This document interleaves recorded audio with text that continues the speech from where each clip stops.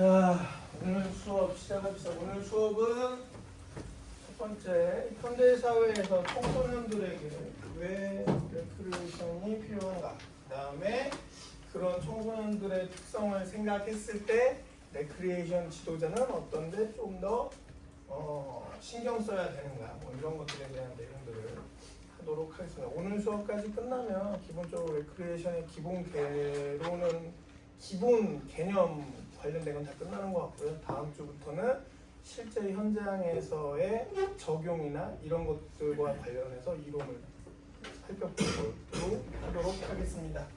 자, 첫 번째, 다른 체육 관련 이론 수업에서도 많이 이미 공부를 했겠지만 현대사회의 특징, 그러면 뭐 정보화 사회, 고도산업 사회, 뭐 도시화 밀집화, 그다음에 뭐 복잡한 인간관계 스트레스 증가, 삶의 질에 대한 관심 증대, 이건 당연한 거겠죠? 당연한 거죠. 뭐 지금의 사회가 그렇게 발전하고 있고, 뭐 꼭 경제 활동을 한다 안 한다를 떠나서 대부분의 연령대의 모든 사람들이 각자의 생활에 적용되는, 아니면은 생활의 그 상황에 맞추어서 각자들 스트레스가 굉장히 강하지. 뭐 여러분들이 꼭 어머니 아버지처럼 회사를 다니지 않아도 학업 스트레스도 굉장히 강하죠. 그런 측면에서 뭐 우리가 여러분들 아마 초등학교, 중학교 다닐 때쯤이었을 것 같은데, 체육이 우리나라의 교육문화 특성상 체육이라는 활동이 매우 중요시되지 못하는 상황들이 많죠.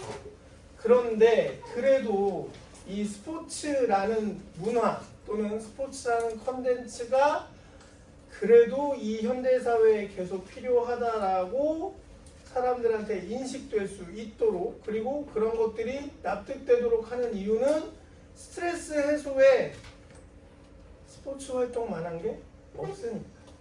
신체적, 심리적 모든 그 스트레스를 날려버리는 데는 이게 직접 활동을 하던 아니면은 본인이 관람만 즐기던 간에 스포츠 활동이 꽤나 좋은 효과를 가져오기 때문에 이러한 특징들, 이런 현대사회 특징들로 인해서 스포츠 활동이 매우 필요하다라고 우리가 설득하고 그 명분을 찾아서 이 사회 환경에 남아있을 수 있는 문화나 콘텐츠로 활용을 하고 있습니다.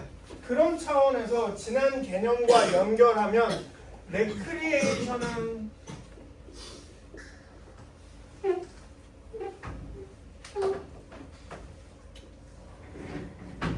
선생님이 나도 모르게 레크레이션이라고 써. 왜 그러냐면 선생님 어렸을 적 25년 전에는 레크리에이션이라고 안 가르치고요, 레크레이션이라고 가르쳤어요. 자, 레크레이션은 지난번 개념 때 가장 그 여가와 구분되는 가장 큰 개념적 차이 두 가지 한번 기억해 봅시다. 뭐였죠? 두 가지. 다른 건 다 비슷한데 뭐가 딱 다르다고? 조직적이고 구조적이다. 자, 조직적이고 구조적이고. 잘려서 나오네.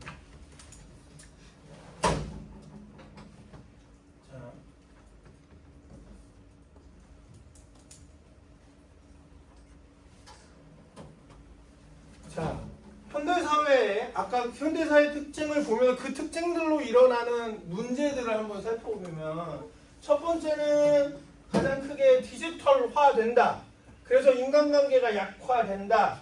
그래서 이 밑에 선생님이 이렇게 사례들을 간단히 그냥 선생님 꾸며서 써놨는데, 디지털화, 하루에 수시간을 스마트폰이나 디지털 기기에 둘러싸여서 살고, 그래서 온라인으로 소통하는, 인간관계가 소통하는 방법도 온라인에서 굉장히 제한적으로 이루어지고, 다양한 방법들은 있다고 하지만 결국에 그 과정은 한 가지밖에 없잖아요. 온라인에서 텍스트로, 이미지로 소통한다는 거. 그 사람의 감정이나 경험을 내가 눈으로 볼 수 없는 단점들은 분명하게 있어요. 특히 모르겠어요. 선생님도 그래서 여러분들은 막 이모티콘이다 아니면 말 줄임 하는 것들이 되게 다양하게 요즘에 계속 여러분들 세대에서 만들어지는 건 그 단점을 보완하기 위해서라고 생각을 해. 선생님은 SNS나 이런 걸로 소통하는 걸 최대한 줄이려고 하는 이유가 상대방의 텍스트만 봐서는, 상대방이 올린 이미지만 봐서는 그 사람이 어떤 감정으로 그러한 소통을 하려고 하는지 잘 모르겠어. 근데 그런 것들이 여러분들 세대는 그런 약점을 보완하기 위해서 이모티콘도 많이 쓰고, 아니면은 무슨 캐릭터 그 이모지도 많이 쓰고, 아니면은 거기다가 그 약어들 줄임말도 많이 써가면서 자기네들만의 의미를 담아서 약어를 만들어내고 그런 거지 않을까 생각이 드는데, 그런 것까지 일일이 다 알고 배워가면서 하기엔 이제 선생님들 세대는 나이가 점점 많아지고 있는 거죠. 어쨌든 자, 그래서 디지털에서 과잉 정보 시대인 상황에서, 이런 사회에서 대면 관계가 점차 약화된다. 그래서 관계 속에서, 경험 속에서 일어나는 그러한 감정의 과정들이나 결과가 미흡하다 보니 오히려 인간은 사회적으로, 심리적으로 건강하지 못한 상황들이 벌어진다라는 거예요. 그런데 그런 상황에서 레크리에이션이 조직적이다, 구조적이다 라고 하는 이 특징이 잘 작용한다라는 거예요.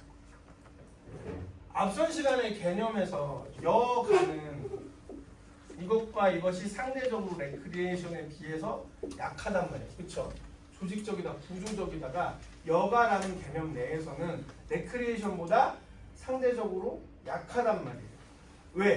여가는 혼자 일에서 남는 시간 동안 혼자 게임할 수도 있어. 그렇죠? 그러면 온라인에서 계속 SNS 하는 것과 다를 바 없단 말이야. 근데 분명히 우리가 알고 있는 건 현대 사회는 복잡 다양해졌다고 그래서 나 혼자 사는 시대로 바뀌었어요? 아니잖아. 우리 사회는 아무리 디지털 디바이스가 옆에 사람을 두고 바로 옆에 이렇게 둘이 붙어있지 않아도 일이 될 수 있도록 만들어 놨지만, 그렇다 하더라도 우리 사회가 돌아가려면, 작용을 하려면 나 혼자만이면 돼? 아니잖아. 그렇죠? 결국에는 사회적 활동이라는 게 분명히 필요하다라는 거예요. 우리가 팬데믹 시기를 거치면서 비대면으로 재택근무도 하고 비대면으로 교육도 받았어요. 그렇죠? 그럼에도 불구하고 분명히 우리 사회는 사회 구성원이 모여서 각자의 역할과 기능, 가치를 가지고 이 사회를 구성하고 살아가고 있단 말이에요.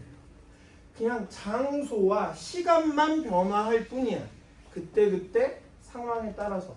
결국에 우리가 디지털 소통이라는 말로 우리가 예전의 인간관계와 방법이 바뀌었다라고 얘기를 하지만, 분명히 과거의 올드스쿨한 일반적인 대면과 관계 속에서 같이 얼굴 보고 웃고 떠들며 하는 것과 다르게 분명한 차이가 존재한다라고.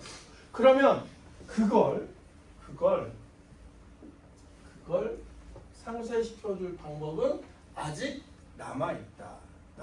분명히 우리들이 배우고 있는 이 전공 내에서는 분명히 레크리에이션이라는 활동이 그 디지털 사회로 인해서 부족한 사회성을 기르는데, 함양하는데 분명히 좋은 수단이 되어 줄 수 있다. 그래서 여가는 원래 목적적이라고 그랬죠. 근데 지난 시간에 레크리에이션은 좀 더 수단적, 방법적인 면을 강조하고 있다라고 그랬어. 그래서 참 아쉬운 것 중에 하나가 뭐냐면, 선생님은 우리가 스포츠를 전공하고 있지만 이 스포츠라는 전공이 레크리에이션의 하나로서 잘 쓰이고, 특히나 여러분들이 어쨌든 이 수업이 개설되어 있는 학과는 청소년 지도니까 청소년 지도에 있어서 이 레크리에이션이 매우 중요한데도 참 아쉬운 건 이번 학기 이 수업이 아마 여러분들 교육과정 내에 이 수업이 남아있는 마지막 학기일 거예요. 이제 다음 교육과정 배우는 전공생들한테는 이 수업이 개설되어 있지 않는 걸로 알고 있어요. 근데 그 부분은 좀 아쉽고, 자, 레크리에이션을 그래서 우리가 스포츠를 중심으로 한 레크리에이션 활동이 사회성을 기르고 하는 데 있어서 조직적, 구조적인 이 레크리에이션이 매우 쓸모 있다라는 걸 강조할 수 있다. 강조할 수 있다. 분명히. 그리고 특히나 다른 레크리에이션 활동보다 접근성이 스포츠는 종류도 많고 종목도 많으니 굉장히 좋잖아요. 그렇죠? 축구도 생활체육은 뭐야? 레크리에이션이야. 농구도 생활체육 농구는 뭐야? 레크리에이션이야. 학교에서 학교 수업 시간 끝나고 친구들끼리 농구장에 모여서 농구하는 거, 탁구장에 모여서 탁구하는 거 다 레크리에이션이야. 왜? 조직적이고 구조적이잖아. 거기다가 이걸 좀 더 나를 회복하기 위한, 나를 원래의 건강하고 심리적, 신체적으로 건강한 모습으로 돌려놓기 위해서 부족한 부분을 가르쳐주는 강사도 있다? 그럼 더 좋겠죠. 그렇죠? 그런 역할을 할 수 있는 사람이 누구다? 여러분들이다. 그런 면에서 레크리에이션은 분명히 현대사회에서의 문제점을 생각해 볼 때 내가 돈 잘 벌어서 여행을 많이 다녀서 돈을 많이 번다 그랬을 때 가장 하고 싶은 것, 해야 하는 것 하면은 딱 세 가지가 기본 1, 2, 3순위에 들어가요. 우리나라 사람들. 첫 번째, 집을 산다. 두 번째, 차를 산다. 세 번째, 여행을 가기 위해서 아주 비싼 항공권을 구입한다. 항공권도 일반석은 불편하대. 제일 좋은 건 돈을 많이 벌었다. 복권이 당첨됐다 그러면 반드시 해야 되는 세 개 중에 반드시 퍼스트 클래스로 항공권을 구입해서 여행을 간다. 이게 우리나라 사람들이 돈을 많이 벌었을 때 돈이 일확천금이 떨어질 때 하고 싶은 세 가지예요. 1, 2, 3순위.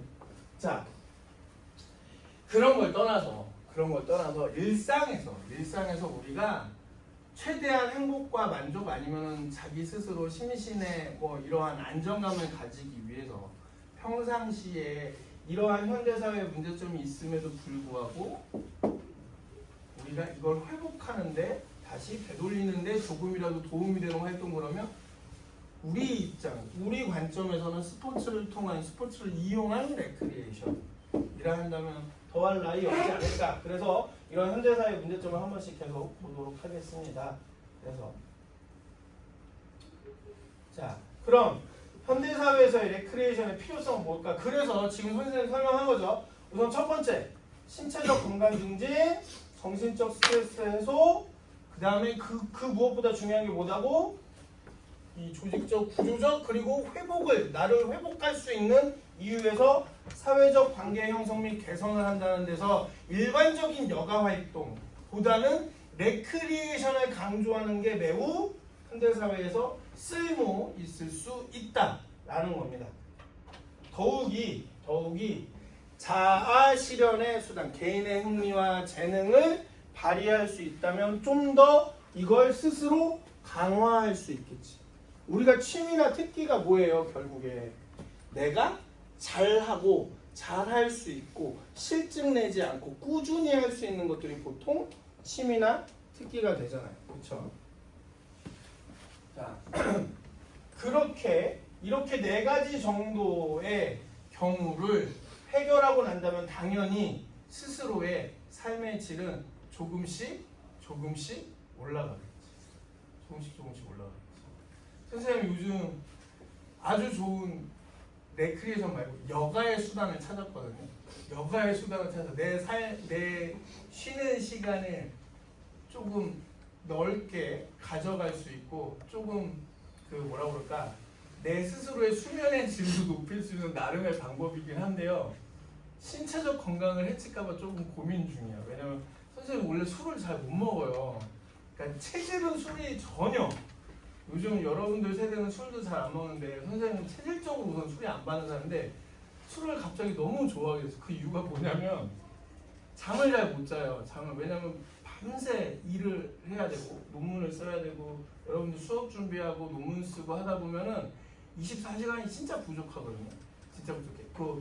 이제 출퇴근을 위해서 학교까지 출퇴근을 해서 하루에 보통 한 3시간 정도 길에서 보내고 사람들하고 같이 점심 먹거나 저녁 먹는다 치면은 한 2-3시간 정도 또 없죠. 그러면은 내가 나한테 아무리 짠해도 최대한 18시간 정도가 내가 일할 시간이 남아있는 거예요. 근데 18시간 다 일한다고 생각해봐. 얼마나 힘들겠어요. 근데 그 18시간에 또 잠자는 시간 최소한 3-4시간은 필요해. 그러면 한 쥐어짜르면 5시간? 4시간? 근데 일 양에 비하면 시간이 너무 부족해. 그러다 보니 결국에 잠을 줄이게 돼요. 그럼 이제 잠깐 잤을 때도 푹 자고 싶고 깊게 자고 싶단 말이야. 그래서 나도 모르게 조금씩 손을 댄 게 예전에는 이제 친구들하고 모여서 일주일에 한 번, 2주일에 한 번씩 술을 한 번에 그냥 회식하듯이 보통은 그러죠. 근데 그렇게 하려니 비용도 많이 들고 시간도 오히려 더 많이 들어. 하루에 휴일도 없이 매주 그렇게 돌아가야 되는데 휴일에 그렇게 한 번 먹고 나면 금요일에 한 번 먹고 나면 토요일, 일요일을 잊어버려야 돼. 그것도 너무 아까워. 그래서 이거 혼자 어떻게 해결해야 되나 하다가 정말 중요한 약속 아니면 뭐 여러 사람 모이는 약속은 웬만하면 술자리는 잡지 않고 진짜 한 달에 한 번 있을까 말까 그렇게 잡고. 근데 내가 잠도 못 자고 내 그것도 그 여러 가지 스트레스 해소도 잘 안 되고 운동하는 것도 한계가 있고 그래서 또 하루에 1시간은 무조건 달리고 1시간 그러니까 뭐 준비 운동 웜업 시간 쿨다운 시간까지 합치면 1시간 반 정도는 무조건 하루에 달리기까지 하고 그러고 요즘에 그러고 났더니 아 이거를 잠 시간이 부족한데 어떻게 하지 하다가 결국에는 선생님이 나도 모르게 술에 손이 가더라고요. 근데 이제 그냥 소주나 맥주 먹으면 한도 끝도 없이 들어가니까 조금 진한 와인 처음에 손을 댔어. 근데 요즘엔 위스키로 넘어왔어요. 이제 그걸로 안 되는 거야. 술이 워낙 안 받으니까 와인 한 컵만 먹어도 그냥 잠이 잘 들었거든요. 그리고 푹 자도 일어났어. 근데 요즘에 또 한 6개월 그랬더니 이제 와인으로도 안 돼. 그래서 이제 위스키에 손을 대는 거죠. 위스키에 손을 댔어. 그랬더니 요즘에 잠을 잘 자긴 해. 근데 걱정되는 거. 저녁마다 생각나. 저녁마다 오늘은 뭐 마시지? 진열장에 잔뜩 쌓아놓은 거 이거 반 컵씩 글라스 잔에 한 3분의 1컵에다가 얼음 타가지고 딱 먹는데 오늘은 뭐 먹지? 계속 그 생각을 했어. 이게 이러다가 사람들이 중독이 되는구나. 이래서 중독이 되는구나. 서서히. 그러니까 이제 몸이 술을 원하는 게 아니고 우선 머리가 술을 마시고 싶어요. 그런데 이제 재미가 들린 거예요. 어제는 A 브랜드를 먹었어. 오늘은 B 브랜드를 먹었어. 내일은 뭐 먹지? 이 생각을 하고 있는 거야. 이러면서 사람들이 중독으로 가는구나. 그래서 결국에는 그 뭔 얘기를 하고 싶으냐면 결국에는 이것만한 활동이 없어요. 사실 스포츠만한 활동이 없는 것 같아요. 사실 스포츠 전공자 여러분들이 스포츠 전공자니까 꼭 이렇게 얘기하는 것보다는 스포츠만한 개인적으로든 여러 명이 모여서 단체적으로든 스포츠만한 활동이 없는 것 같고 그 와중에 좀 더 막 신체적으로 마구 굴리지 않아도 사회성을 기를 수 있고 여러 사람과 교감할 수 있다라면 다양한 형태의 레크리에이션이 꽤나 좋을 것 같아요. 그리고 이게 우리 성인들한테만 관계되는 문제가 아니고 청소년에게도 매우 쓸모 있는 거다. 그래서 오늘 이런 수업 주제를 잡았고요. 그래서 여기 보면 봐봐. 직장인의 스트레스 해소. 이런 것들 많이 요즘에 유행하고 있잖아요. 어디 이렇게 숲속에 들어가서 맨발로 걸어다니고. 여기 올림픽공원 가보면 광장에도 자갈돌 그 콘크리트랑 해갖고 동글동글하게 그냥 만들어놓고 맨발로 걷는 길 한 300m 정도 만들어놓은 것 같더라고요. 그럼 잘 보면은 막 맨발로 걸어다니시는 어르신들 많더라고요. 그리고 뭐 나이 드신 시니어들이 은퇴를 하고 나면 되게 편할 것 같죠? 편할 것 같아요? 돈 아무리 많아도요. 그러니까 먹고 살 만큼 죽을 때까지 쓸 만큼 그래도 연금 받고 한다 해도 연세 있으신 분들도 힘들어요. 뭐냐면 박탈감이 생겨. 내가 할 일이 없다. 그러니까 돈은 벌어놨으나 내가 사회에 기여하는 바가 없다. 가족 구성원에게 기여하는 바가 없다라는 그 심리적 문제가 굉장히 커져요. 그런 부분들을 해소할 수 있는 게 뭐다? 레크레이션이다. 혼자 하면 그 박탈감을 한 번에 치유하기가 어려워요. 생각보다 심리적으로. 그런데 다 같이 모여서 조직적으로 구조적으로 사회 구성원처럼 조직을 만들어서 단체로 레크리에이션을 한다는 게 그런 것을 좀 완화시켜줘. 왜? 왜 그럴까? 인간은 사회적 동물이라는 게 뭐야? 결국에 그냥 만나서 소통한다는 것도 있지만 좀 더 세밀하게 들어가 보면 사람들끼리 이렇게 모이면 누군가는 그룹의 장도 돼야 되고요. 누군가는 돈도 관리해야 되고요. 누군가는 준비물도 챙겨야 되고요. 그런 사람들이 생기잖아. 그러면서 내가 아직 역할을 가지고 있다는 걸 느끼게 되는 거야. 그래서 사회적 박탈감은 줄일 수 있어요. 자, 그러면 여러분들은 여기서 우리 한 발 좀 더 멀리 보자고요. 지금 여러분들은 청소년 지도 전공이지만 시장성은 청소년 지도가 클까 실버 지도가 클까? 실버 지도가 클 수 있어. 그쵸? 분명히 그래. 물론 우리 학교에 노인체육복지 관련 전공도 있지만 꼭 그렇다고 해서 우리가 그걸 못한다는 건 아니잖아요. 그쵸? 조금만 개념을 바꾸고 조금만 다른 콘텐츠를 섞어서 틀은 똑같아요. 콘텐츠의 무게만 다를 뿐이야. 그냥 내용만 조금 다를 뿐이지 틀과 방법은 거의 다 똑같거든. 그러면 내가 청소년 지도를 할 수 있다고 해서 노인 지도를 못한다?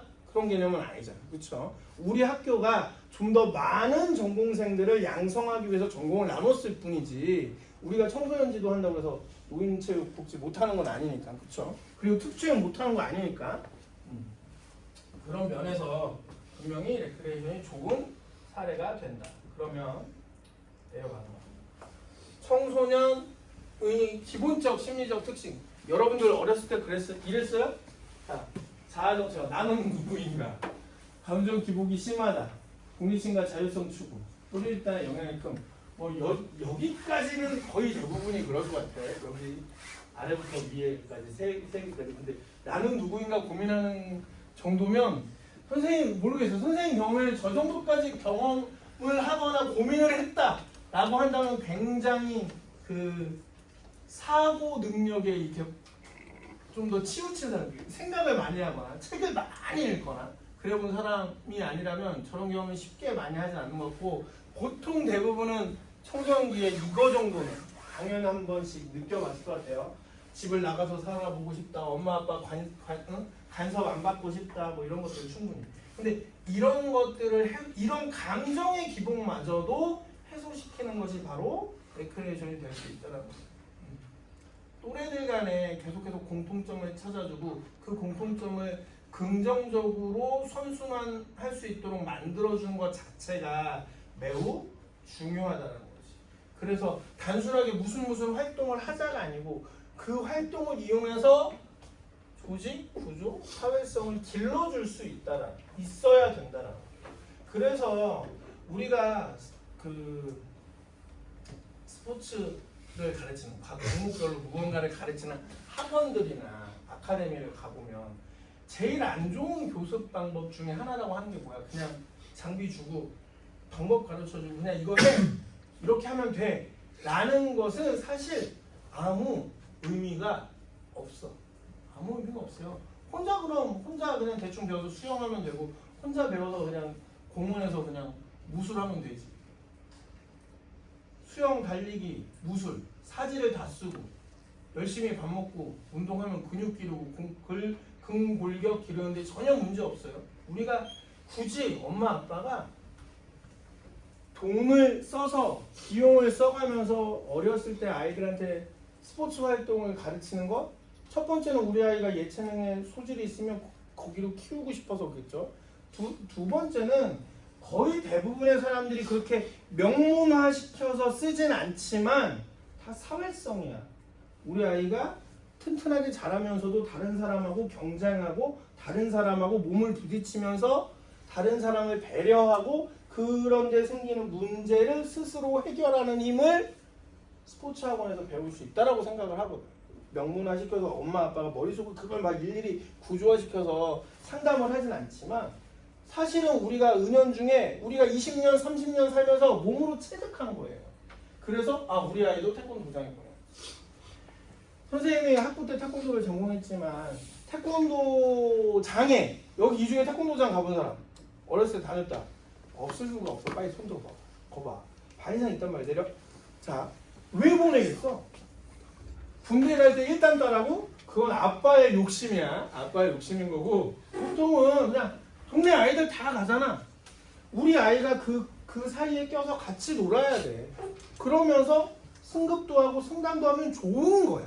결과가 그렇게 나오면 좋은 거고 결국에는 같이 놀고 같이 뛰놀고 똑같은 또래 집단과 똑같은 준거 내에서 사회생활 할 수 있도록 해주는 거야. 엄마 아빠.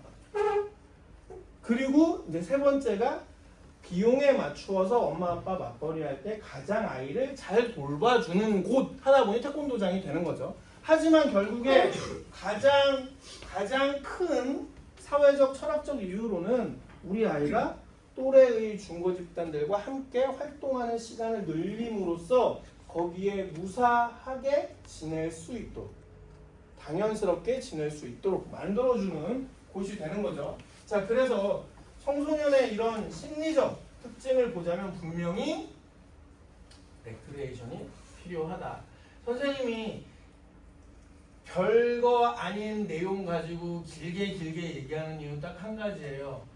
이걸 여러분들이 스스로 설명할 수 있을 정도가 되면 여러분들이 이 개념이 다 머릿속에 들어왔다는 것이고 이런 수업 내용을 중심으로 해서 내가 분명히 중간고사 때 예상 문제를 내면 여러분들이 그걸 서술형이다 논술형이다 라고 해서 답을 쓸 때 그냥 이거 청소년 심리의 특징은 무엇인지 설명하셔 그러면 이거 4개 딱 써놓고 끝나는 거 아니고 나처럼 이렇게 상황을 다 설명해서 쓸 수 있어요.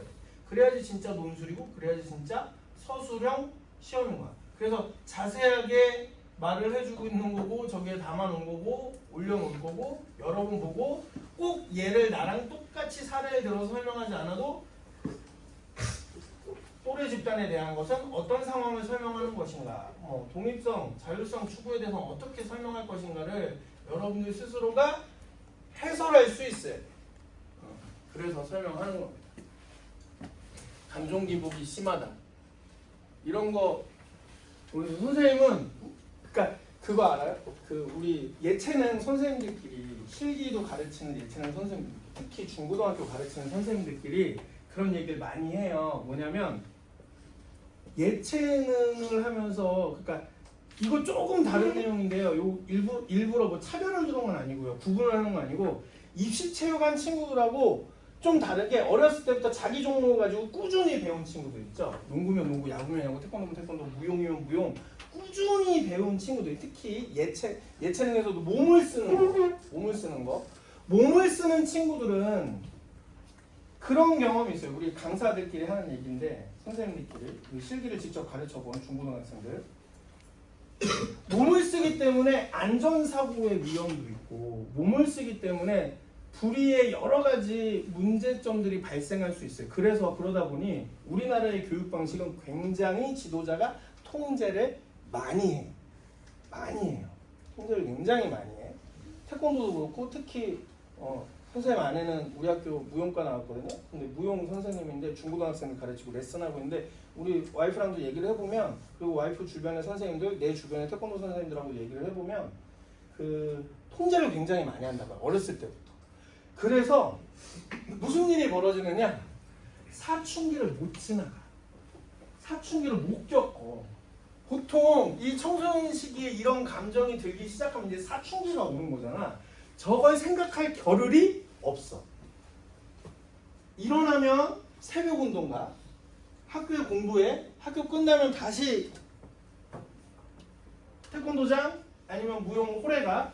그래서 하루 종일 밤늦도록 또 연습해. 땀 흠뻑 젖어 피곤해 쩔어 집에 가서 자야 돼. 저를 생각할 겨를이 없어요. 그래서 무슨 일이 벌어지느냐 대체로 통제를 많이 받아온 운동선수나 예체능을 한 친구들이요 사춘기가 늦게 와.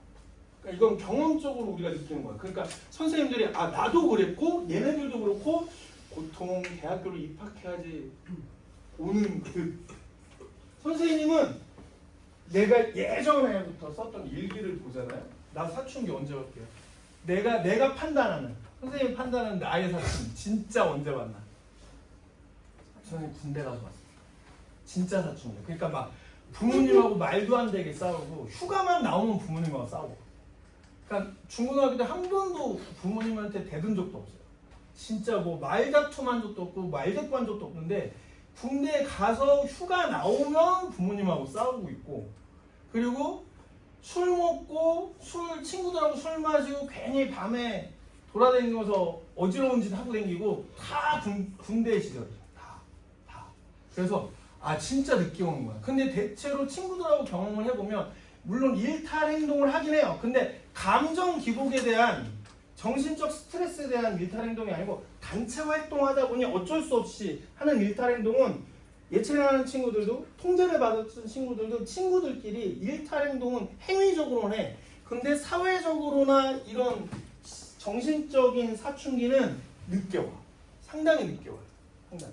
근데 이런 특징도 알아두면 사회적으로 드러나진 않지만 경험적으로 이런 문제가 있다는 것도 여러분들이 좀 알아두면 청소년을 지도하는 강사가 되었을 때 좀 쓸만할 거예요. 진짜로. 근데 선생님 많이 경험해요. 내가 가르치는 친구들도 그렇고 우리 와이프가 가르치는 무용 학생들도 그렇고요. 상당히 늦게 와요. 상당히. 생각보다. 그러니까 어떤 차이냐 명확하게 보면 행위적으로 일탈은 친구들끼리 몰려다니면서 할 수 있다. 근데 심리적으로 정신적으로 스트레스 받아서 자기 스스로 뭔가 빵 터지는 건 나중에 일어나요. 진짜. 그래서 그런 차이들이 실제로 존재한다라는 것 정도 알아두면 조금 독특한 사례이지 않을까. 근데 이게 왜 그렇다? 그 배경은 중고등학교 때 우수한 퍼포먼스를 위해서 계속 통제받고 훈련받다 보니 저런 생각할 겨를이 없다라는 거예요. 저런 감정의 기복이 생길 여유가 아예 없어. 그러니까 감정의 기복이 생긴다는 것도 내 감정이 내 사고가 어떤지 생각할 시간이 있어야 되는데 그럴 시간 자체가 없다는 거예요. 선생님이 중고등학교 때 운동할 때 어떻게 운동했냐면 새벽 5시에 일어나서 체육관까지 뛰어가. 학교 근처에 뛰어가. 그러면은 6시에 도착해요. 뛰어가면 버스 안 타고 뛰어가면. 그럼 6시부터 아침에 수업 시작할 때까지 2시간 동안 운동해. 그러면 아침 8시부터 학교 수업 시작해서 3시에 딱 끝내고 나는 자율학습 만들어가. 그러면은 또 3시에 어떻게 하느냐. 이제 요즘이야 급식 주고 막 하니까 선생님 중고등학교 초등학교 때는 안 주니까 집에까지 또 뛰어가. 그러면 4시나 4시 반에 도착해. 그러면은 밥솥에 하나 그대로 다 집어넣어갖고 그거 다 밥 비벼서 딱 먹고 다시 뛰어. 그럼 소화 다 되고 운동 다 된 거야. 그럼 6시에 딱 다시 도착해. 그러고 나면 6시부터 11시까지 운동해요. 그럼 11시부터 12시까지 청소해야 돼. 그리고 집에 가. 그럼 자야 돼. 그래야지 다시 5시에 일어나니까. 그러니까 내가 일반적인 청소년들 시기에 겪을 수 있는 사고의 확장을 할 시간이 없는 거야. 근데 예체능에서 통제를 많이 받았던 친구들은 진짜 그래서 심리적 사춘기가 굉장히 늦게 와요. 그런 차이가 있다. 이런 것도 알아두면 좀 재미있을 것 같다. 라는 거 정도. 자, 그리고 이제 청소년기에 그래 어쨌든 간에 독립심 어쩌고저쩌고 해서 자아정체성 혼란이 오면 스트레스 때문에 친구들하고 그 갈등 관계도 많아지고 이런 것들이 청소년 시기에 이제 막 증폭되기 시작하죠. 증폭되기 시작해. 이게 기본적으로 이제 독립심이 강해지면서부터 생겨나는 건데 이런 것들이 충분히 청소년 심리의 사례로 늘어난다라는 것 정도. 그래서 청소년 시기에 상담도 필요하고 지원도 필요하고 가족의 보살핌도 더 필요하고. 근데 우리나라의 경제나 사회적 구조상 부모님들이 통제 아닌 보살핌을 해주는 경우가 그렇게 많지 않지. 그러니까 법적으로 구조적으로는 부모가 보살펴주는 보호자 역할을 하지만 우리가 그만큼 안전하고 안정적으로 보호를 받는 경우는 많지 않겠죠. 아무래도 왜? 부모님도 맞벌이하고 지내시고 바쁘시니까. 근데 그 시기에 분명히 가장 빠르게 성장하는 시기인, 고도로 성장하는 시기인 만 12세부터 18세 사이 때 사춘기를 겪고 있으면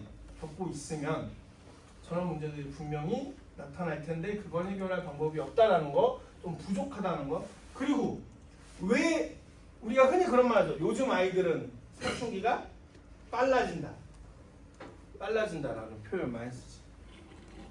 기본적으로 발달 심리학에서는 12세에서 18세 사이에 온다. 그리고 조금 빨라졌다 하더라도 12세에서 14세 사이, 15세 사이 끝난다. 뭐 이렇게 얘기를 한다 하더라도 심지어 뭐 진짜 빨리 오면 뭐 초등학교 1, 2학년 때도 온다. 막 그런데 왜 빨라질까? 왜? 부모님이 경제적 활동을 통해서 바쁘게 살다 보니 나의 그 시기에 맞는 행위나 도덕적 규범 여러 가지 것들을 가르쳐주지 못하니까 혼자 생각하고 혼자 지내다가 빠르게 변하는 거죠.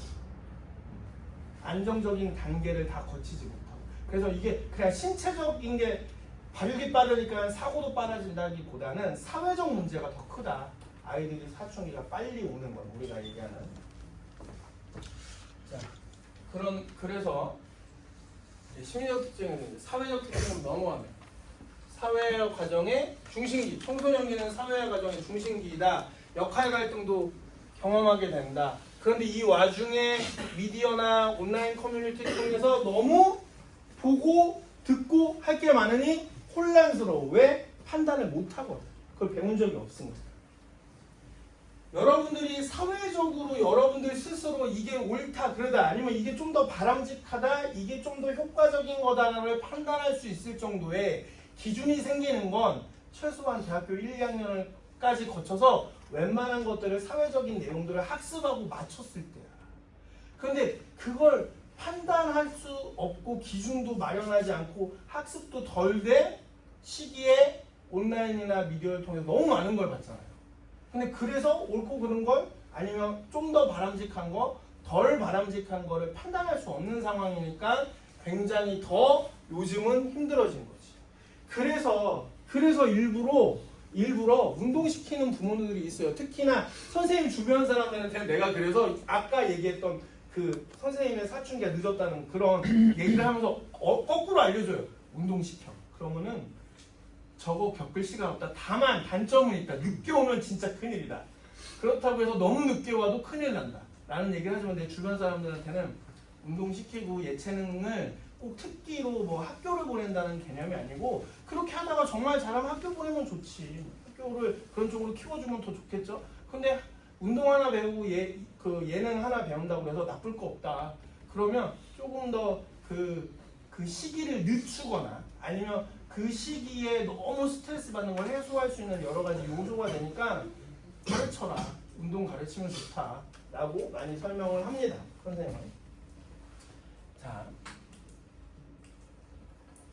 그래서 이런 지금까지 설명했던 내용들을 고려했을 때 청소년기의 레크리에이션 프로그램을 만든다면 어디에 좀 더 특성 있게, 특징 있게 중요성을 강조해야 될까를 좀 찝어보면 이론적으로는 첫 번째, 자율성과 선택권을 강조하는. 안 그래도 독립성을 가지고 싶고 자율성을 가지고 싶어서 막 튀려고 하는데 그걸 마구 통제하기보다는 구조적이고 조직적인 활동 내에서 자율성과 선택성이 충분히 확보된 규칙이나 내용을 가지고 프로그램을 진행할 수 있도록 도와줍니다. 내가 레크리에이션 강사로서 지도는 하지만 너희들끼리 팀장 짜고 너희들끼리 역할 분담을 해서 해봐. 규칙을 알려줘도 돼. 그런 방식을 쓰라는 거죠. 그 다음에 흥미중심의 다양한 내용. 그러니까 너무 짜맞추어진 것보다 좀 더 다양한 프로그램 아니면 좀 더 재미있게 규칙을 변형시키거나 해서 가르쳐야 된다. 그래서 요즘은 운동 선수들 전문으로 하는 곳에 가도요. 초등학생하고 중학교 1, 2학년도 운동은요. 굉장히 훈련 내용도 그렇고 흥미 위주로 짜여 있어요. 막 퍼포먼스를 늘리기 위한 방법으로 가르치지 않아. 절대. 요즘은 그렇게 많이 바뀌고 있어. 그 다음에 소통, 협력을 유도하는 활동 설계. 뭐 이런 거는 뭐 방법이 딱 정해진 건 아니지만 그래도 뭐 요즘은 그래서 그 지도자한테 그런 거 많이 훈련시켜요. 뭐냐 상담하는 기법.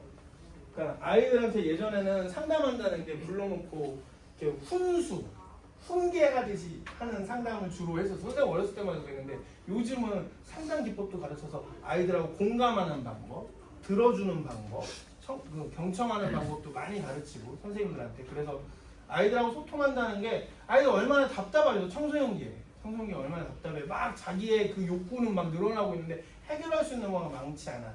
그러면 첫 번째 방법은 들어주는 거야. 그 스트레스를. 여러분들 그런 경험 있는지 모르겠어요. 선생님 사춘기 늦게 왔다고 그랬잖아요. 내가 느끼기에. 근데 그때 제일 욕구 불만이 뭐였냐면은 내 얘기를 들어주는 사람이 적은 거. 그냥 나 하고 싶은 말이 많고 무언가 막 욕구가 솟는데 그거를 같이 함께 하거나 같이 들어줄 수 있는 사람이 없는 거. 근데 이건 성인도 마찬가지야. 일 하다 보면 스트레스 진짜 많이 받게 되거든요. 근데 그게 내가 말하지 못하는 스트레스도 많을 거 아니야. 요즘에 길 가다 보면 가족 상담, 뭐 가정 상담, 청소년 상담 그런 거 많아지는 이유가 뭐냐면 그분들 별거 안 해요. 솔직히 이렇게 표현하면 좀 이상하지만 엄청나게 대단한 박사님들이 상담하지 않아요. 가보면 다 들어주고만 있어. 가만히 말하면 딱 던져. 그러면은 내담 온 사람이 본물 터지듯 계속 얘기해. 근데 그러고 나면 되게 시원해지는 거야.